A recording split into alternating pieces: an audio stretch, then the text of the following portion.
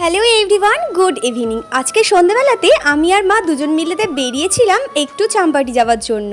আর জানো তো, কালকেই হচ্ছে জামাই ষষ্ঠী, আর সেই পরিমাণে রাস্তায় ভিড়, দোকানে ভিড়।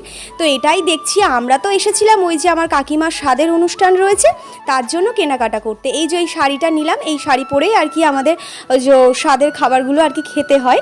তো যাই হোক, তারপর এখন চলে আসলাম শাঁখার দোকানে। মা তো এখানে একটা শাঁখা পছন্দ করে পরে নিচ্ছে, আর কাকিমার জন্যও শাঁখা পলা নিয়েছে।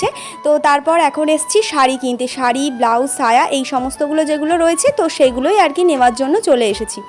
কি বিভৎস পরিমাণে যে ভিড়, একটা দোকানে গেলে মিনিমাম ওখানে 1.5 ঘন্টা কি 1 ঘন্টা সময় তো তোমার লাগছেই। আমরা গেছি ওই 6:30 নাগাদ, আর বাড়ি এসছি জানো তো 9:45টার সময়। তাহলে ভাবো বেশি কটা জিনিস কিনিনি, ওই গুনতি 7টা কি 8টা এরকম জিনিস হবে। তো যাই হোক, এখন এসছি কাকিমার জন্য নপুর কিনতে। তো একটা বেশ সুন্দর ডিজাইন দেখে এই যে এই নপুরটা আর কি নেওয়া হয়েছে। তো